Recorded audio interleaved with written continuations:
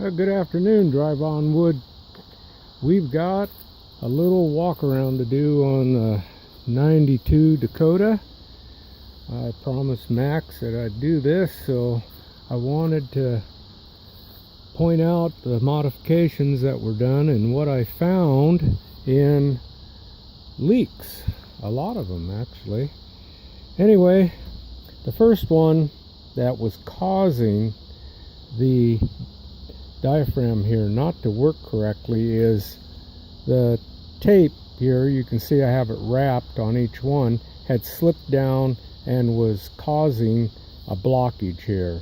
So it would block the air if it tried to suck on it, and it would leak back slowly, and that was what was causing this to malfunction. Once I corrected that, it started running the way it was designed.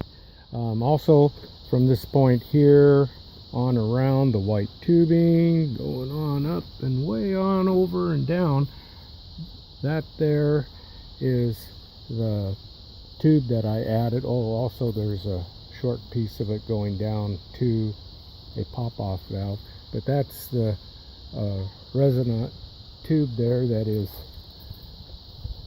here. I'll come around here and you can see the other end of it right down there. It's capped off, but that's the resonating tube that I installed for working with the harmonics on it.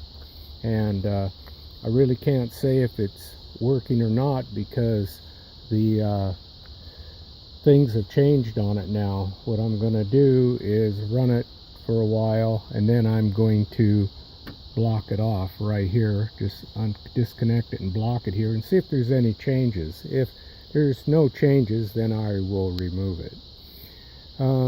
Coming back here on the tree, had a pinhole leak there, and right here I had a pinhole leak, and further down another pinhole leak, and then found one right here the other day, and it's been patched. I had one here, it was patched up, and around on the other side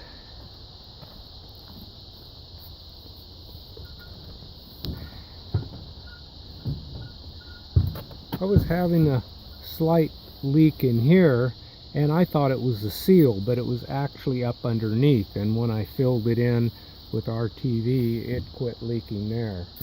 And so that was some of the leaks that I had found on the truck.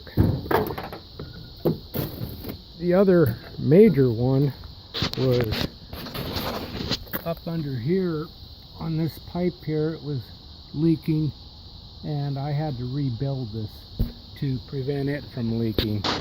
And those were my major leak problems that I found that have caused problems, and they were all, some of them were intermittent. They would leak and then plug up with soot, and so you think you got a leak, and then you go looking for it, and it isn't there because it's plugged up with soot. So I found out that that is something that's very interesting, is finding leaks. I'm gonna go around and show you some of the other things that I've done here.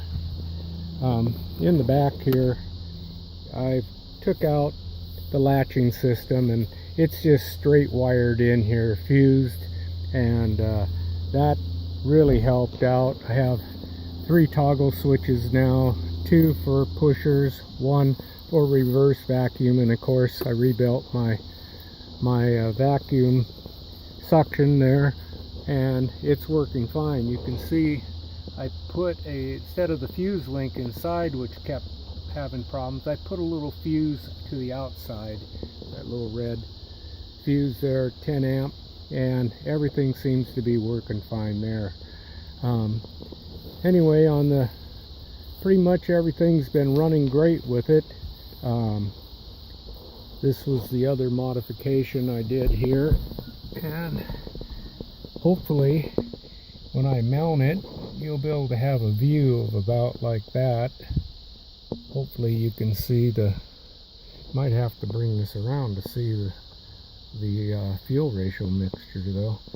But anyway, we're going to be getting down the road here in a minute, and after I get it started up, and I'll see you in a little bit. Bye for now.